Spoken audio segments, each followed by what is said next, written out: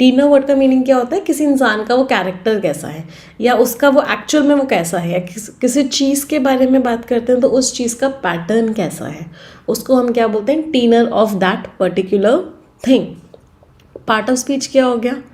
किसी चीज़ की बात कर रहे हैं तो part of speech is noun, right. अगला शब्द है वाव करना। वाव करने का मीनिंग क्या होता है? शपथ लेना। आप कसम खा रहे हो, आप शपथ ले रहे हो, दैट मीन्स आप क्या कर रहे हो? वाव कर रहे हो। Means you are taking a determined decision कि मैं जो भी कहूँगा कहूँगा, सच के सिवाय कुछ और नहीं कहूँगा।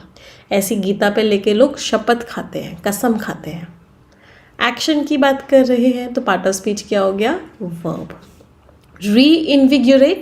री इन्विगोरेट करने का मतलब क्या होता है? किसी चीज़ के अंदर फिर से एनर्जी डाल देना, किसी चीज़ को फिर से बहुत अच्छा बना देना, किसी चीज़ को फिर से बहुत स्ट्रॉन्ग बना देना, उसको पुनः जीवित कर देना, उसको और सक्सेसफुल बना देना, और एक्साइटिंग बना देना, उसको क्या बोलते हैं? री इन्विगोरेट। मीन्स आपने उसके अंदर फिर से भर भर के एनर्जी डाल दी। इसमें एक रूट वर्ड है और वो रूट वर्ड है विगर। विगर रूट वर्ड का मीनिंग क्या होता है? Energy, strength. एक्शन की बात कर रहे हैं तो इसका पार्ट ऑफ स्पीच क्या हो गया? राइट। ये शब्द हमारा वर्ब है। अगला वर्ड है इनफाइटिंग। इनफाइटिंग मीन्स आपस में लड़ाई चल रही है। दो ग्रुप्स हैं, दोनों ग्रुप्स आपस में लड़ाई कर रहे हैं, दोनों चाहते हैं कि कुर्सी उनको मिल जाए। तो इस तरह की लड़ाई को, इस तरह के कॉम्पिटिशन को क्या बोलते हैं? इस तरह के कॉम्पिटिशन को बोलते हैं इनफाइटिंग। पार्ट ऑफ स्पीच क्या है? नाउन है। अगला वर्ड है इनसरमाउंटेबल। इसके ऊपर डबल स्टार मार्क करो बेटा, it's a very very very important word. Insurmountable word का मीनिंग क्या होता है? कोई चीज़ जिसको ना आप हरा नहीं पा रहे हो, कोई चीज़ इतनी बड़ी है, इतनी ह्यूज है, इतनी विशाल है कि आप उसको हराने का सोच भी नहीं पा रहे हो। Means that is insurmountable. Means उससे नहीं बच सकते, उसको नहीं हरा सकते, उसको ओवरकम नहीं कर सकते। पार्ट ऑफ स्पीच क्या हो गया? लास्ट में ABLE लग रहा है, that means it is an adjective, right. आगे बढ़ते हैं।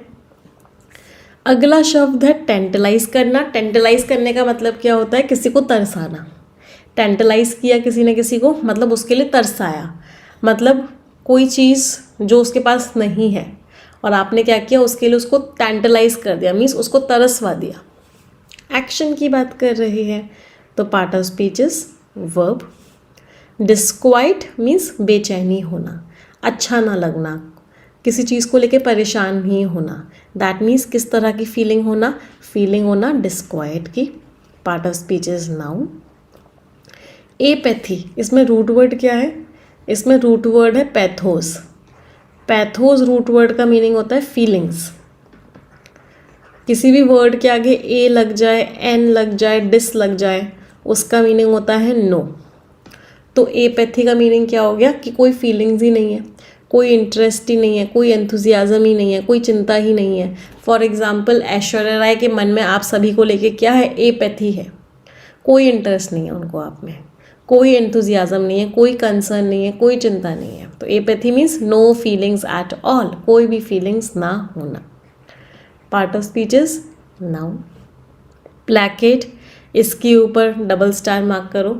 प्लैकेट करने का मतलब क्या होता है? किसी को शांत करना, किसी को अच्छा फील करवाना। इसका मतलब क्या कर रहे हो आप? उसको प्लैकेट कर रहे हो। इसके कुछ सिनोनिम्स लिख लो बेटा। मॉलिफाई करना, किसी को एसुएज करना। इन दोनों शब्दों का मीनिंग भी क्या होता है? किसी को अच्छा फील करवाना। एक्शन की बात कर रहे हैं तो part of speech is verb, right.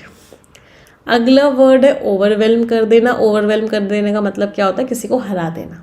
तो यहाँ पे ओवरवेल्म करने का मतलब क्या है? हरा दिया, तो पराजित कर दिया। तो एक फोर्स ने, एक कंट्री ने दूसरी कंट्री को हरा दिया, इसका मतलब क्या है? ओवरवेल्म कर दिया। एक्शन की बात कर रहे हैं तो पार्ट ऑफ स्पीच फिर से क्या हो गया? वर्ब हो गया। एंटागोनिस्टिक मीन्स दुश्मनी, मैं तेरा दुश्मन, दुश्मन तू मेरा।